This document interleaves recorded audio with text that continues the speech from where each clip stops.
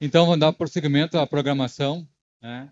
Chamamos para fazer a mediação do próximo painel a Tadiex Arruda Ebstreet, advogada, especialista em direito constitucional e empresarial, sócia da Lima Ebstreet Assessoria Jurídica e da Agência Tática, trazendo ao debate a visão estratégica e empreendedora, com o painel O Agro que Inova, Cases que Inspiram.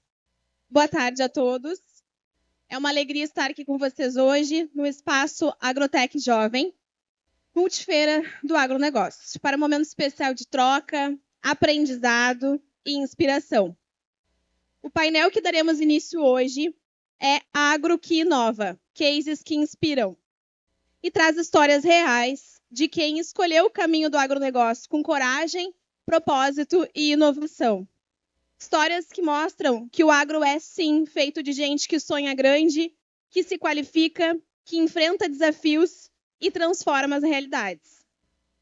Nosso objetivo hoje é motivar especialmente os estudantes jovens, profissionais do agro, mostrando que há muitas oportunidades nesse setor. Por isso, temos a honra de contar com a presença de 3 convidados especiais.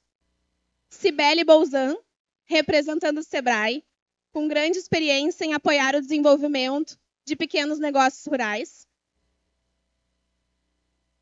Bem-vinda.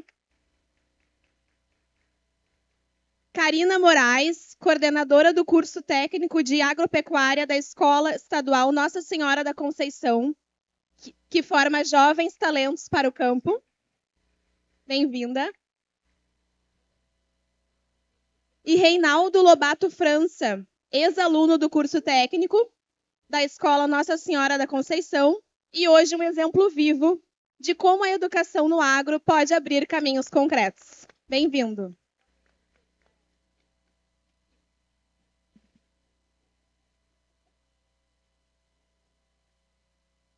Então, vamos iniciar com algumas perguntas. Bate-papo. Reinaldo, olhando para trás, o que mais te motivou a seguir na área do agro? E que conselho tu darias para os outros jovens que, assim como tu, estão começando? Então, boa tarde a todos. Primeiramente, muito honrado em poder representar a nossa escola, né? Meu nome é Reinaldo Lobato França, tenho 47 anos, pai de 2 filhos, natural de Caçapava do Sul e hoje filho de Cachoeira do Sul com muito orgulho. Primeiramente, sou filho de agricultor. Até os meus 19 eu morei no interior, né, ajudando meus pais. Depois eu fui em busca de novos desafios, porque num tempo atrás nós tínhamos uma grande dificuldade de trabalhar no agro, né, no interior. Então eu fui para Grande Porto Alegre, aonde eu trabalhei em metalúrgica, construí uma vida profissional lá. Casei com a minha esposa, que é natural de Cachoeira do Sul.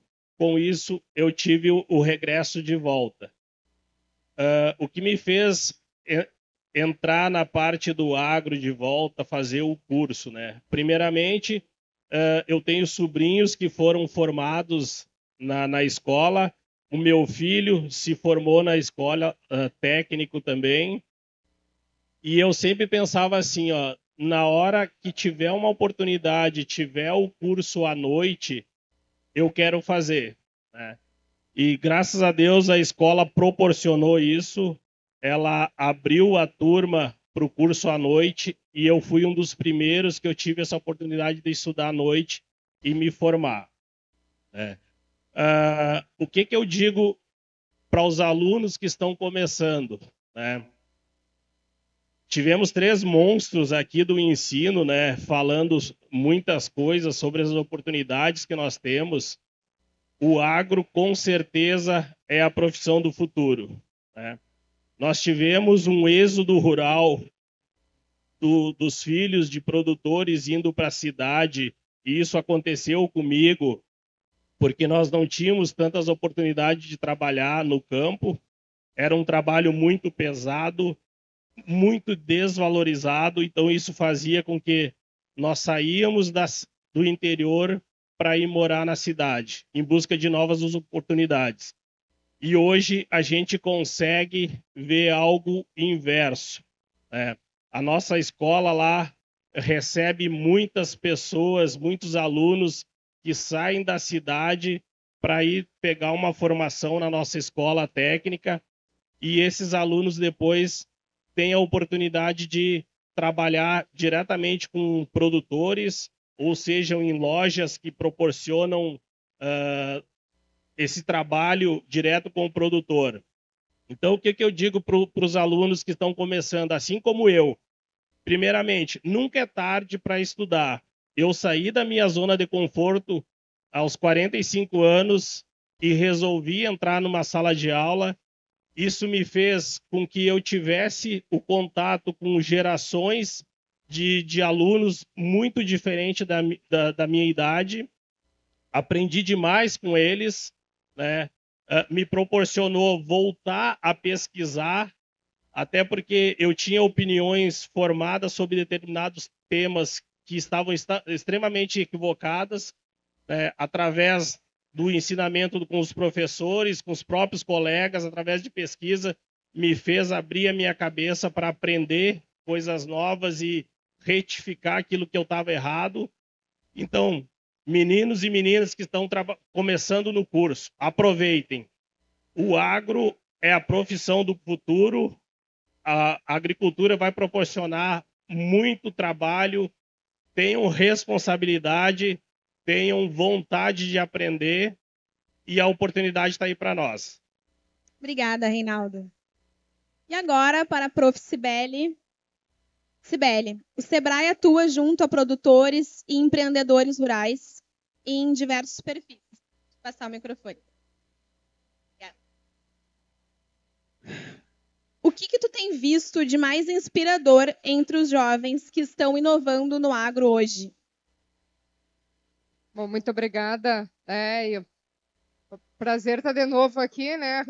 A gente estava conversando com os professores, então sempre um privilégio poder estar na FENARROS. O Sebrae é um grande parceiro da feira, como também é parceiro de todas as iniciativas de desenvolvimento, não só da região central do estado, Rio Grande do Sul, do Brasil, e com certeza a nossa vocação do agronegócio está sempre como uma pauta, né, para que a gente construa o desenvolvimento territorial. Ontem também à noite estávamos aqui fazendo o lançamento do ecossistema da inovação, que justamente acreditamos nesse poder que a inovação tem hoje, né, da melhoria de um processo, de novas ideias, novos negócios. A própria Escola Conceição, uma grande parceira nossa, né, nessa construção aí de uma cachoeira cada vez mais pujante e que gere o desenvolvimento. Contudo, né, que o Sebrae tem várias frentes de trabalho. Com certeza o agronegócio é a nossa abordagem e não tem como ser diferente, mesmo na abordagem da inovação, como nós falamos aqui. Mas o que nós percebemos hoje, né? As propriedades rurais, elas diminuíram de tamanho, né? Então, até já comentado, o próprio êxodo rural. Eu sou um caso do êxodo rural que aconteceu também nos anos 90, né? E posso dizer assim que o que acontecia? Vamos voltar um pouquinho na história, né? Se me permite, que é o que eu gosto bastante de antropologia. As propriedades antes da nossa formação do Rio Grande do Sul, a gente pode dividir ela na metade norte e a metade sul do Rio Grande do Sul, né? E nós aqui, a faixa central, uma zona de transição, que é uma zona de transição cultural, não só de relevo, de cultura, de bioma entre Mata Atlântica e bioma Pampa, mas somos também uma faixa de transição cultural. Então, português e espanhol, que definiram a campanha Fronteira Oeste, com o seu modo de produção, propriedades grandes, e o que a gente percebe no bioma Pampa? Né? Que ele vem cada vez mais reduzindo de tamanho as propriedades que antes eram as suas sesmarias, hoje se reduzem, a pecuária de corte predominante, ainda com certo, acho que é forte dizer atraso tecnológico, mas ainda, né, com uma maneira de produzir que é mais tradicional, que é mais naquela cultura do gaúcho, mas hoje a introdução aí da soja, então isso empurrou muita tecnologia e crescimento. Então esse perfil nos diz muito, né? E aí a gente começa, vamos vindo aqui para a Cachoeira do Sul, propriedades que são grandes, mas não tão grandes como uma propriedade de Bagé. Isso reflete, né, o módulo fiscal. E aí a gente vai subindo, então, região noroeste, norte. E aí o que que a gente tem? A bacia leiteira, a gente tem a avicultura, a suinocultura, teve a predominância aí da monocultura da soja. Então, tudo isso nos dá esse olhar que é muito mais que dizer qual é o perfil. A gente precisa olhar, né, uma questão cultural de formação do nosso Estado, entender a realidade de cada um e o que leva, né, qual a sua motivação de produzir. Porque isso nos diz muito, né, quando a gente fala, a tecnologia, acho que ela acelerou, ela aumentou a produtividade, mas ela também tem esse pertencimento a algumas culturas produtivas e culturas de formação daquele território. Então, a gente percebe isso, na verdade, né? Qual o perfil? Qual é o perfil cultural e produtivo? Porque o que a gente percebe?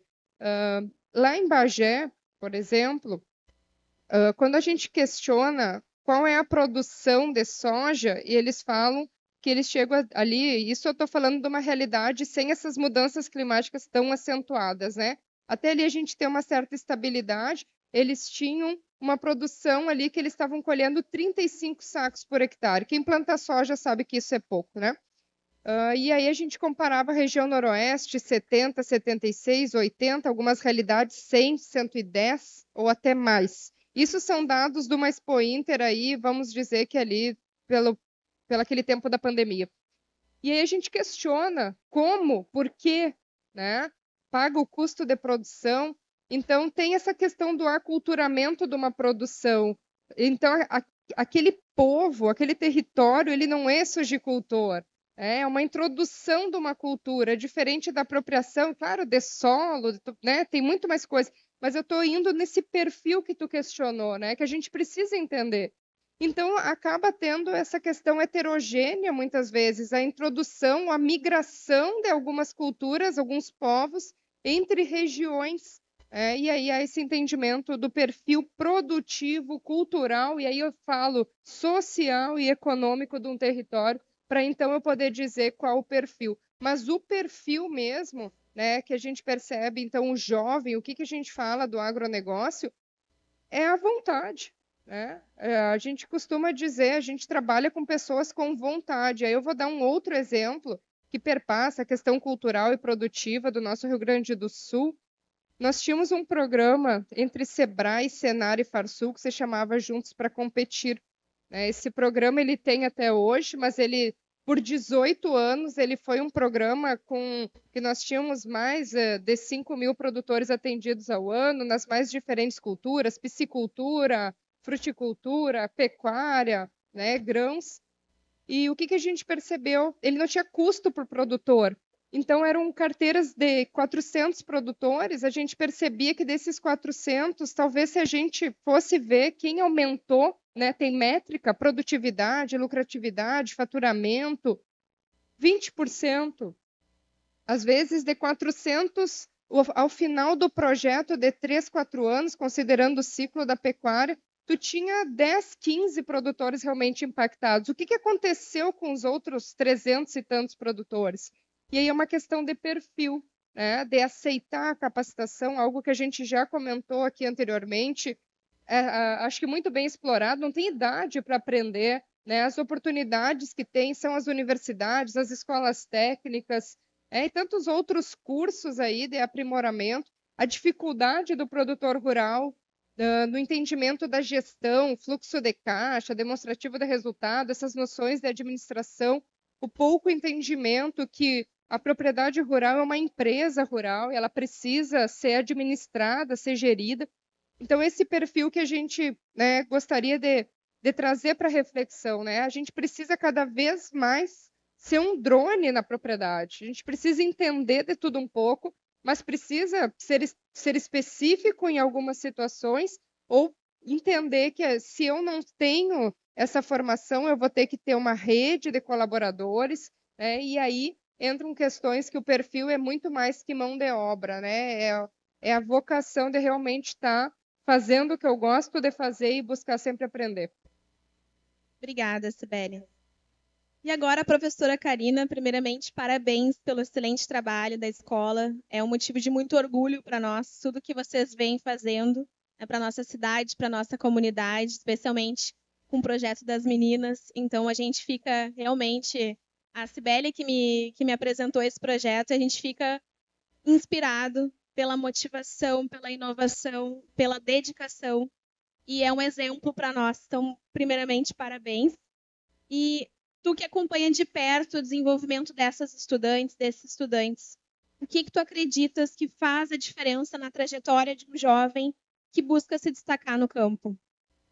Bom, primeiro eu agradeço, né, os elogios em nome da nossa escola. Realmente nós trabalhamos muito e com muito amor para que a gente consiga ver essa formação, né, e ver esses jovens se desenvolvendo. Então nós temos todo um respaldo que muitas vezes não vem de onde deveria vir, né?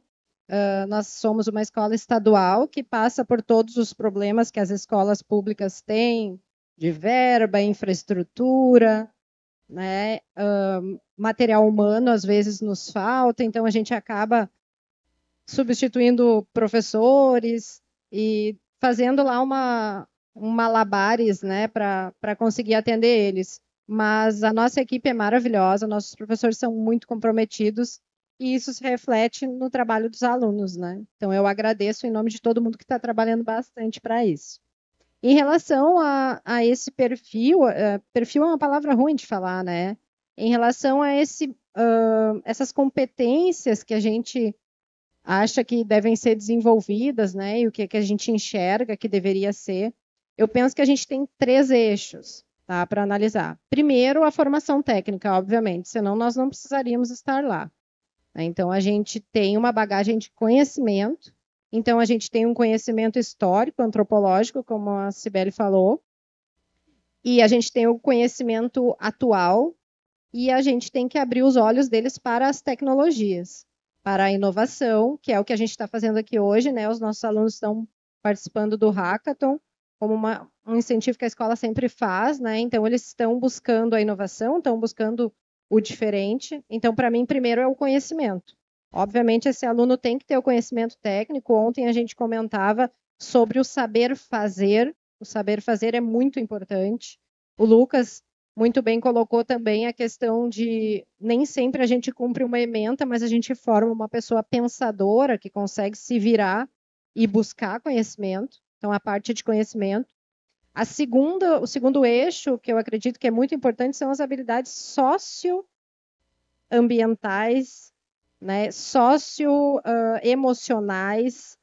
Então, aquele aluno conseguir se inserir, né, no meio de uma maneira, de um comportamento onde ele demonstre que ele tem o interesse, onde ele demonstre que ele está aberto a receber as mudanças do mercado que acontecem de ontem para hoje, para amanhã, as mudanças do agro, as mudanças do clima.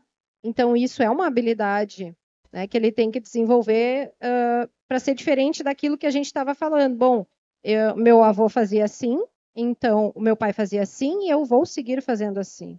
Acredito que isso é uma habilidade que o aluno tem que desenvolver de adaptação. E a terceira é o network. Então, ele tem que saber se relacionar. Ele tem que saber onde ele tem que estar, os lugares que ele tem que frequentar e as mesas que ele tem que sentar para que ele consiga se desenvolver como um bom profissional. E isso eu acho que passa por aproveitar as oportunidades. Então, ontem a gente falava de um ecossistema da inovação, onde a gente está integrando, né, os nossos alunos. É com muito orgulho que a escola participa desse movimento. Então, a gente está integrando com o poder público, a gente está integrando com as universidades, a gente está integrando com a sociedade civil. Então, nós estamos dando um grande passo para isso, para que eles tenham essa visão de onde eles têm que estar e com quem eles têm que se relacionar para construir esse profissional. Perfeito.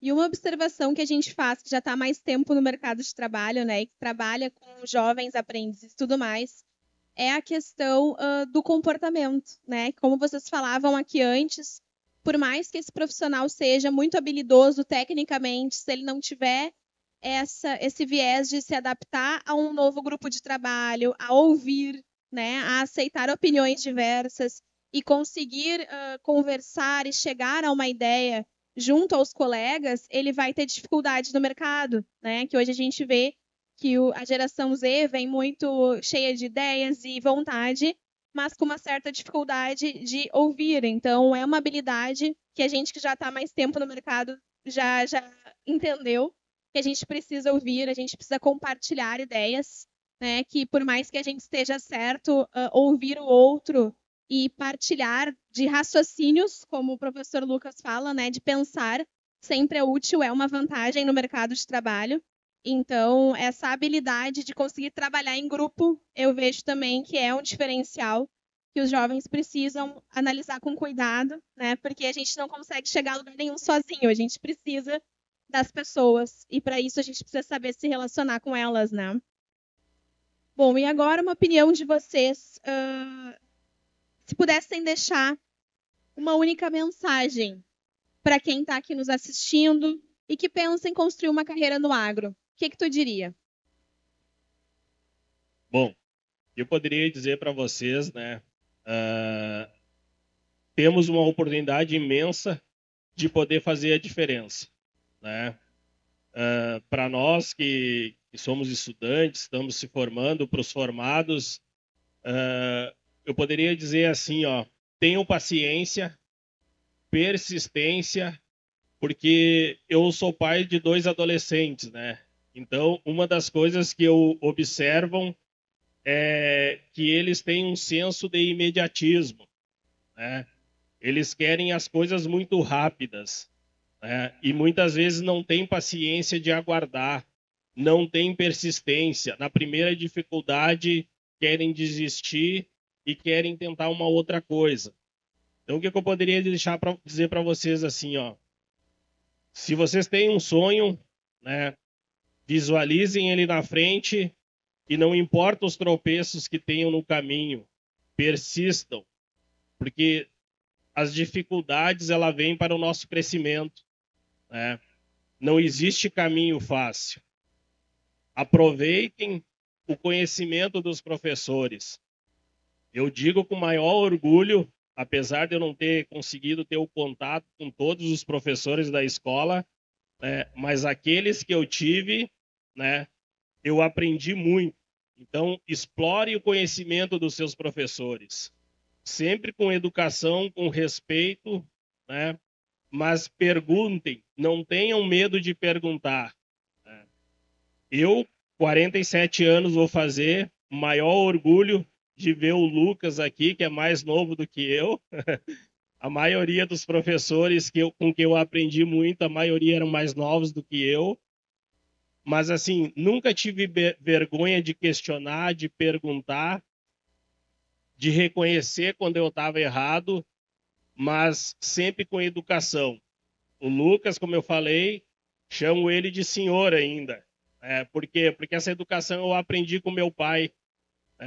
Então, aproveitem, questionem, perguntem, aprendam. Vocês têm uma oportunidade imensa de fazer a diferença no futuro, trazendo a consciência de um agro melhor. O Brasil, ele é primordial nessa questão do agronegócio.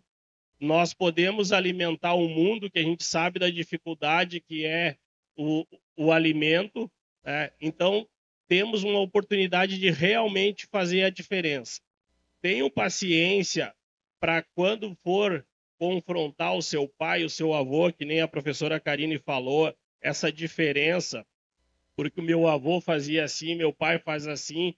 Então, o jovem chega com aquele ímpeto que saiu lá da aula da mecanização, lá falando inteligente artificial em agricultura de precisão, e ele chega e ele quer implantar isso no outro dia. Não é assim que funciona. Tem que ouvir o seu pai, o seu avô, o seu tio, com uma experiência e de uma forma diferente, tenta introduzir isso e mostrar. Outra coisa, não queiram fazer na área toda da lavoura. Peguem partes e vão implementando e mostrando que isso traz a diferença. Nós temos uma oportunidade de fazer a diferença. O que eu posso dizer para vocês? Aproveitem, né? Vocês têm uma oportunidade gigante para fazer assim. Eu sou do tempo que eu tinha que fazer um trabalho, eu tinha que disputar livros, né, na biblioteca para pesquisar. Hoje nós temos, através do celular, num toque, fazer a pesquisa. Só que assim, ó, saibam aproveitar essa pesquisa. Realmente aproveitem e levem para as pessoas que têm dificuldades.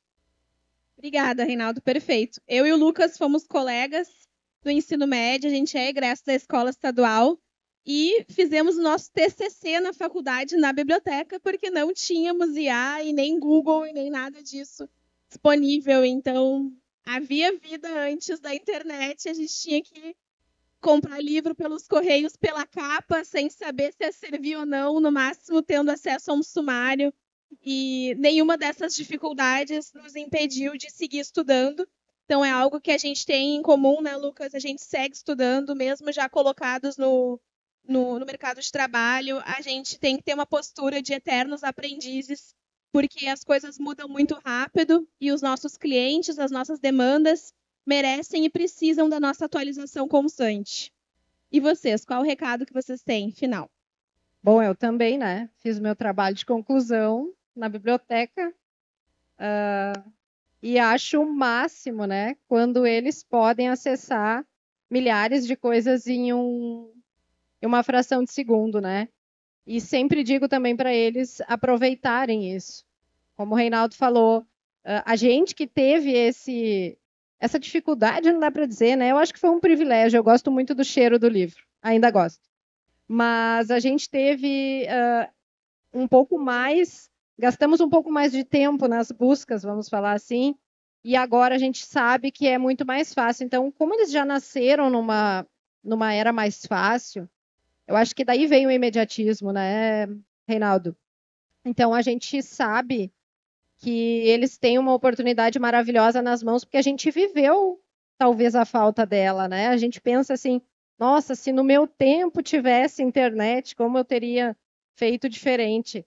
Então, o que eu posso dizer para eles? Aproveitem esse conhecimento ao máximo, usem as ferramentas, né, de maneira inteligente, com inteligência, com sabedoria, como foi citado aqui também, né, usar com sabedoria as tecnologias, buscar conhecimento sempre. Nós somos um pote sem fundo.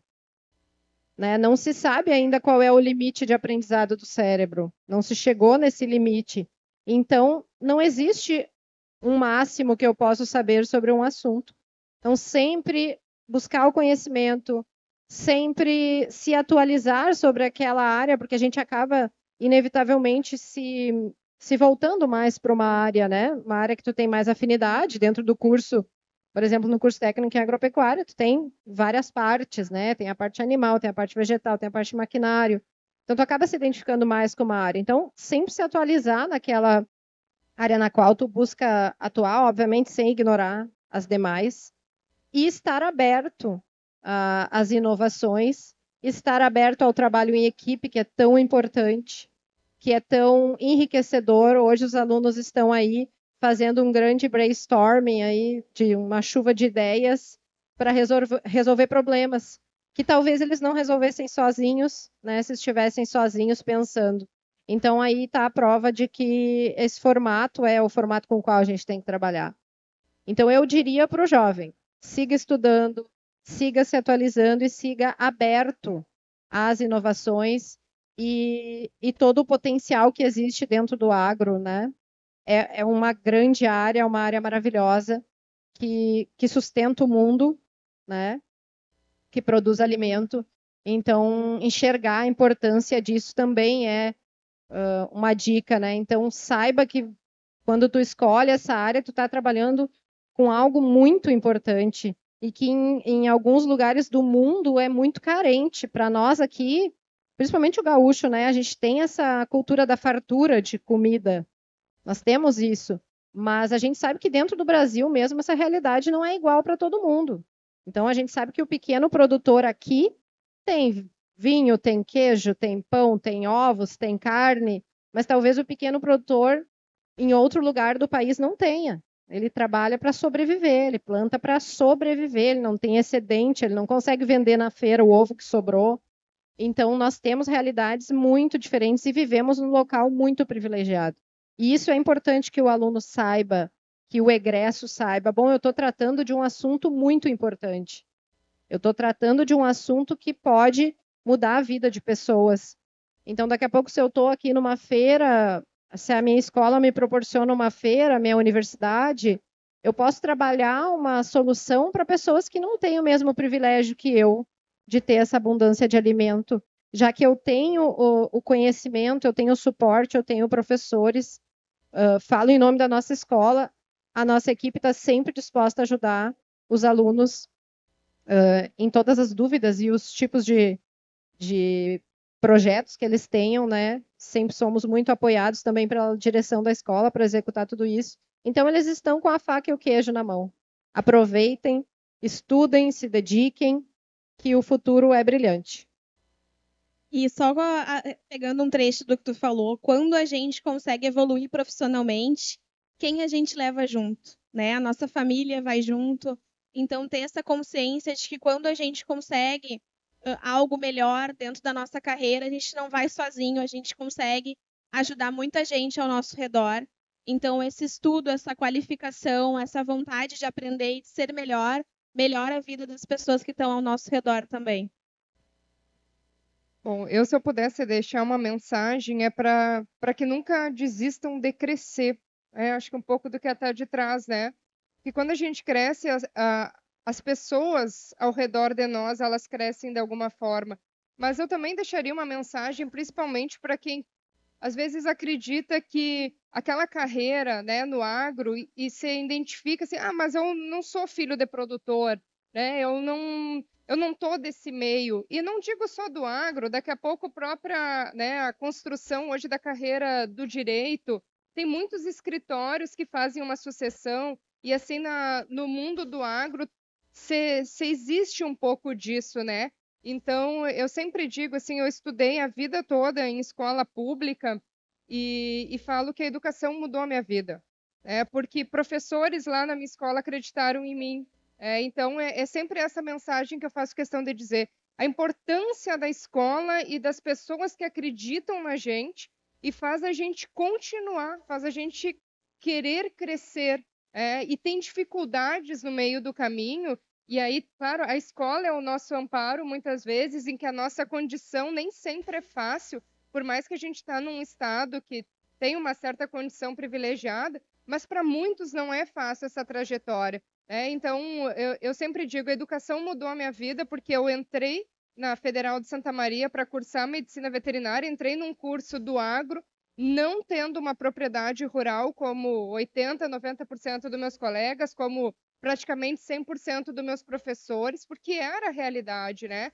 Mas a questão que competência técnica, todos nós temos a capacidade de adquirir, todos. As formações nos proporcionam isso, independente da idade. Tem pessoas qualificadas que passam esse conhecimento. Então, o não desistir do sonho, apesar dos obstáculos, eu digo com muito orgulho, eu morei na casa do estudante da Federal de Santa Maria, a minha cozinha era o restaurante universitário para café, almoço e janta. Eu tinha o benefício social, então isso me garantia passagens, né, de ônibus também. Claro que a rede da família é importante, mas nem sempre você tem condições para conseguirem nos apoiar nos nossos sonhos. Por isso que eu digo, não desistam, independente da carreira, de achar que aquele ainda não faz parte. Quando a gente vai, né, e encontra caminhos para que isso aconteça, as coisas começam a mudar ao redor de nós também. E a nossa realidade, com a nossa vontade, faz com que se construa. Eu tenho certeza que isso faz você ter um olhar. Quando a gente tem esses projetos do Sebrae, por exemplo, tu consegue se identificar, né, com essa realidade. Está todo mundo tentando, está todo mundo sobrevivendo, todo mundo querendo crescer e nós atuamos em pequenas propriedades rurais, agricultura familiar. Eu tive por muitos anos projeto de assentamentos, né, enfim, sem ideologias aqui, mas o que se identifica ali? Pessoas também querendo ser alguém, querendo crescer, e essa é a nossa realidade. Então, se eu pudesse deixar uma mensagem acreditem na educação. Então, a professora Karina é uma inspiração, com certeza, para a Cachoeira do Sul. Ela é a nossa professora embaixadora do Sebrae, não é por acaso isso, porque a educação transforma a vida da gente. Então, independente da carreira que vocês escolherem, e apesar dos obstáculos, existe muitas condições para fazer a gente dar certo, e eu sempre digo, eu sou uma prova viva disso. Nem sempre foi fácil, mas é tão bom poder olhar hoje e pensar que a gente conseguiu, né, e que existiu pessoas que acreditaram na gente, e assim existirão tantas outras, como essa programação, como essa feira acredita no município. E assim, eu também falo, né, enquanto Sebrae, contem conosco, né, os nossos projetos, as nossas ideias, porque o que nós mais queremos hoje, ficou a prova ontem, né, professora Karina, é que nós unidos, nos dando as mãos, fica muito mais fácil. Então, com certeza, se eu pudesse deixar essa mensagem, é essa. Nunca desistam de crescer e de tentar, né, independente das dificuldades que a gente enfrentar por aí. Bom, então gostaria de agradecer inicialmente a CDL pelo convite para eu mediar esse painel tão importante, pelo excelente trabalho que fazem. Agradecer vocês que com toda essa chuva, um dia que não está nada auspicioso para a gente sair de casa, vocês estão aqui abertos para aprender, para ouvir. Então, realmente, obrigada pela atenção e pela disponibilidade de cada um. A gente espera que vocês consigam que a gente tenha plantado alguma sementinha boa em cada um de vocês, que vocês saiam daqui pensando sobre a vida profissional e entendendo que com dedicação e preparo é possível construir uma trajetória de sucesso no campo. Uma indicação que a gente sempre relembra é o estágio. O estágio é uma excelente oportunidade de começar, de aprender a entrar no mercado de trabalho, aprender a trabalhar em grupo. Então, busquem estágios nas áreas que vocês têm interesse em aprender, é muito importante. A gente vai muito verde para o mercado de trabalho e o estágio é o momento, é o local ideal para a gente começar a entender como é que funciona, tirar dúvidas e aprender com pessoas mais influentes e experientes na área. E muito obrigada a todos, sigamos aproveitando tudo que a 25ª Fenarroz tem para oferecer e uma boa tarde.